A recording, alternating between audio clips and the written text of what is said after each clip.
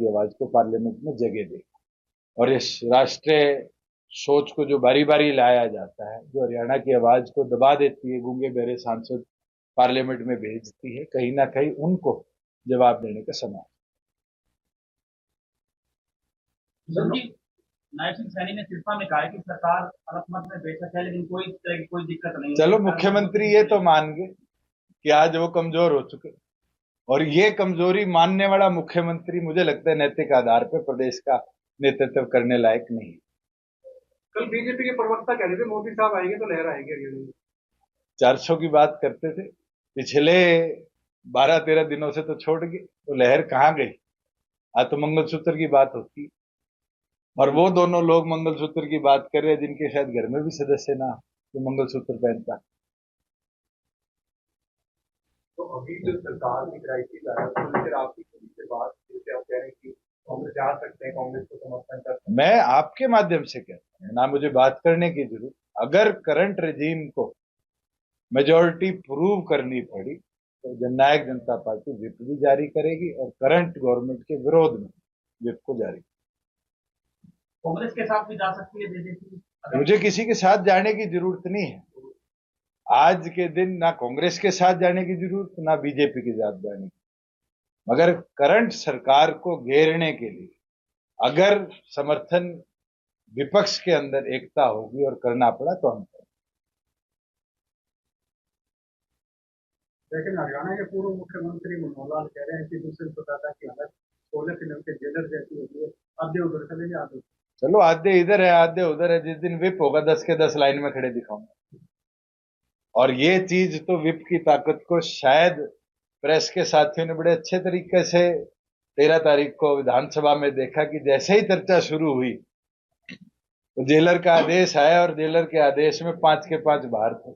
नहीं थे तो बताओ, और पूरी वोटिंग तक पार्टी के आदेश को फॉलो किया। अगर आप पार्टी के सिंबल पर जीते हो तो पार्टी के आदेश का नेतृत्व आपको पूरा करना पड़ेगा। अगर आपको पार्टी छोड़नी है तो आप इस्तीफा दे सकते हैं, इस्तीफा देकर विधायक पद से इस्तीफा दीजिए और अपनी पार्टी की अपनी जो नई सोच की गतिविधि, जनता देखती है कौन किसके मत पे जीता और कौन किसके मत से चला, और आज वो कहीं और अपनी इच्छा जाहिर करता है। जनता उन लोगों को समझती है। मेरा तो इतना बोलना जरूरी है कि जब तक इस विधानसभा का टेन्योर है अक्टूबर 28 तक हरियाणा प्रदेश में अगर कोई विधायक जननायक जनता पार्टी के सिंबल पे जीता है, विधानसभा की प्रक्रिया के अंदर उसको पार्टी का बेट फॉलो करना। कोई ऐसी संभावना है कि भाजपा फिर से बीजेपी के साथ? बिल्कुल नहीं। मैं ये चीज कई बार स्पष्ट कर चुका हूं और इससे ज्यादा मुझे स्पष्टीकरण देने की जरूरत है। अगर हम 11 सीटों पर चुनाव रखने का मनोबल रखते, चाहे वो कांग्रेस हो, एक उपचुनाव और 9 लोकसभा लड़ रही है, और गठबंधन में एक सीट उनमें दूसरी पार्टी आम आदमी की है, चाहे वो लोकदल हो जिसने अपने शायद 6 उम्मीदवार उतारे हैं, चाहे वो बसपा हो जो उपचुनाव नहीं लड़ रही। सिर्फ जननायक जनता पार्टी हरियाणा में वो दल है जिसने 10 के 10 कैंडिडेट्स लोकसभा में उतारे और करनाल उपचुनाव के लिए भी अपना उम्मीदवार उतारा है, और मजबूती के साथ 11 के 11 चुनाव आज लड़ा। हिसार में सर कौन सा मुकाबला मानते कौन से पार्टी के साथ? आज के दिन तो मैं मानता हूं कि श्रीमती नैना चौटाला जी आगे है। आज जो परिस्थिति बन रही है, महिलाओं का जो समर्थन उनको मिल रहा है, महिला शक्ति जो पंचायती राज के तौर पर हमने बढ़ाई है, विकसित करी है, राशन डिपो देकर उनको रोजगार के अवसर दिए हैं, बढ़ चढ़कर महिलाओं का नेतृत्व श्रीमती नैना चौटाला जी के साथ आ रहा है, और वही हिसार की परिवर्तन के अंदर अपनी ताकत बनेगा। और आने वाले दिनों में आप देखेंगे, आज के दिन 8,37,000 महिला वोटर्स शायद हिसार के अंदर है, और उनका नेतृत्व और हरियाणा की आवाज बनकर पार्लियामेंट में जाकर, जैसे 14 से 19 तक मुझे नेतृत्व मिला था, हिसार चुनेगा और मजबूती के साथ नैना चौटाला जी को अपना सामने। वीरेंद्र सिंह कांग्रेस में चले गए, कांग्रेस में जाके फिर रूठ गए वो कांग्रेस में। ये कोई घटनाक्रम आज का नहीं है, ये घटनाक्रम कई बार हुआ। कांग्रेस आई, कांग्रेस बीजेपी, कांग्रेस और अब फिर रूस से बैठे हैं। ये दिखाता है कि राजनीतिक तौर पर कितने कमजोर वो हैं। और ये दर्शाता है कि आने वाले भविष्य में उचाना, जैसे वो बारी बारी मेरे को बजा रहे थे, उनको बजा के छोड़ रहे। जिस तरीके से आपकी पार्टी को बैठ देता जो राजनीति के अंदर इस तरह की शब्दावली का इस्तेमाल करते हैं, जनता उसको समय समय पर जवाब देती है। मुझे इससे ज्यादा किसी के बारे में कुछ बोलने की जरूरत नहीं आती। विधायक योगीराम जी हैं, वो कह रहे हैं कि आप एक परिवार की पार्टी बन कर आए। हाँ, जननायक जनता पार्टी एक परिवार है। अमित भी मेरे परिवार का सदस्य है, अजीत भी मेरे परिवार का सदस्य है, डॉक्टर बांगड़ भी मेरे परिवार का सदस्य है। जब वो टिकट लेने आए तो वो हमारे परिवार का पटका पहन के हमारे सदस्य बने। आज क्या विषय बना कि वो परिवार से अलग हो रहे। रीजनल पार्टी कोई कोऑपरेटिव बिजनेस नहीं है, या कोई आज के दिन ब्यूरोक्रेटिक पार्टी नहीं है। एक परिवार है, और इस परिवार में नयों को भी अवसर मिलता है। क्या उनको ये घबराहट है कि नए युवा लोग वहां पर नेतृत्व करने को तैयार हैं? बरवाड़ा की आवाज को पार्लियामेंट में जगह दे, और इस राष्ट्रीय सोच को जो बारी बारी लाया जाता है, जो हरियाणा की आवाज को दबा देती है, गूंगे बहरे सांसद पार्लियामेंट में भेजती है, कहीं ना कहीं उनको जवाब देने का समय। नायब सिंह सैनी ने सिरसा में कहा है कि सरकार अलग में बेशक है, लेकिन कोई तरह की कोई दिक्कत नहीं है। चलो, मुख्यमंत्री ये तो मान गए कि आज वो कमजोर हो चुके, और ये कमजोरी मानने वाला मुख्यमंत्री मुझे लगता है नैतिक आधार पर प्रदेश का नेतृत्व करने लायक नहीं। कल बीजेपी के प्रवक्ता कह रहे थे मोदी साहब आएंगे तो लहर आएगी हरियाणा में। 400 की बात करते थे, पिछले 12-13 दिनों से तो छोड़ गए, तो लहर कहाँ गई? आज तो मंगलसूत्र की बात होती, और वो दोनों लोग मंगलसूत्र की बात कर रहे हैं जिनके शायद घर में भी सदस्य ना तो मंगलसूत्र पहनता।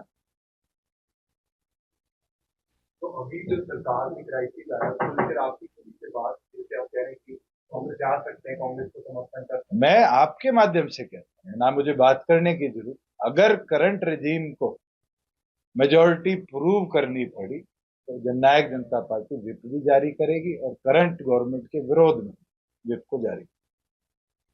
कांग्रेस के साथ भी जा सकती है बीजेपी? मुझे किसी के साथ जाने की जरूरत नहीं है।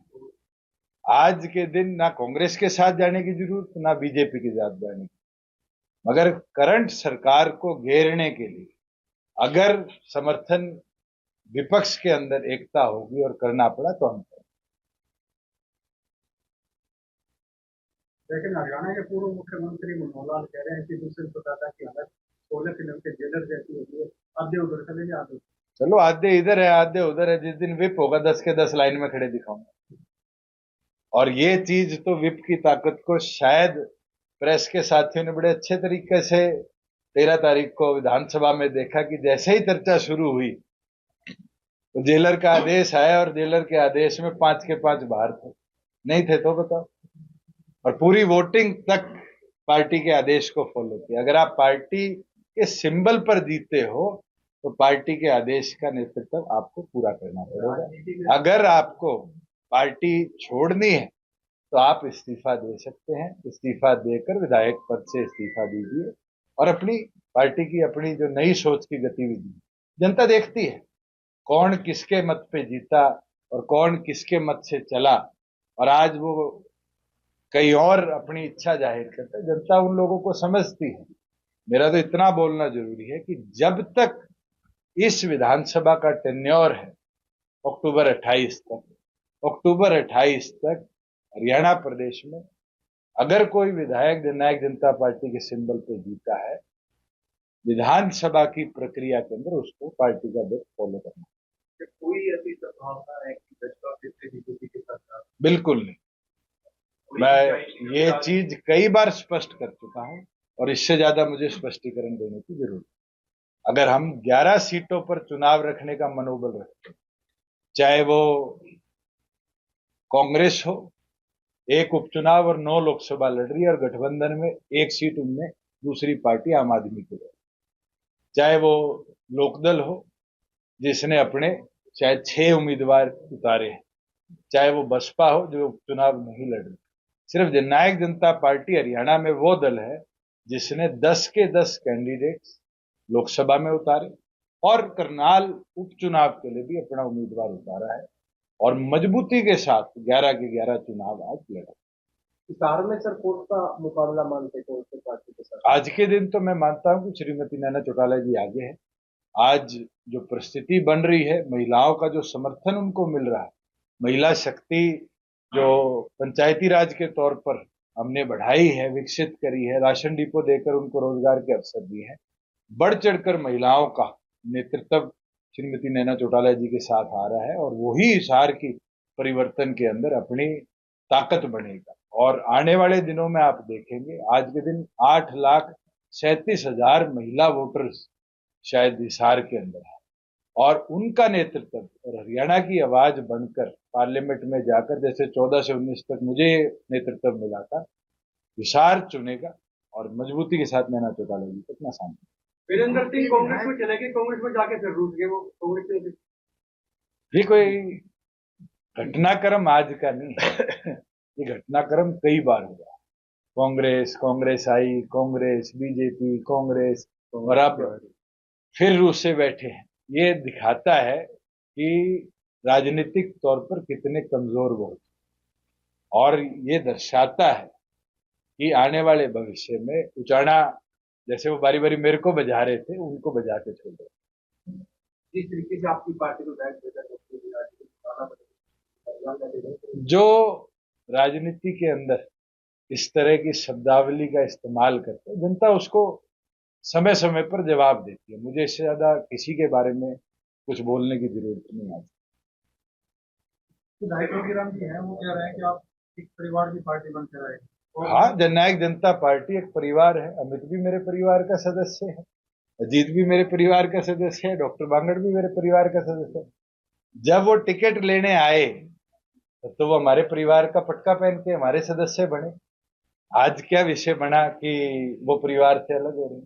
रीजनल पार्टी कोई कोऑपरेटिव बिजनेस नहीं है या कोई आज के दिन ब्यूरोक्रेटिक पार्टी नहीं है। एक परिवार है और इस परिवार में नयों को भी अवसर मिलता है। क्या उनको ये घबराहट है कि नए युवा लोग वहां पर नेतृत्व करने को तैयार हैं? करवा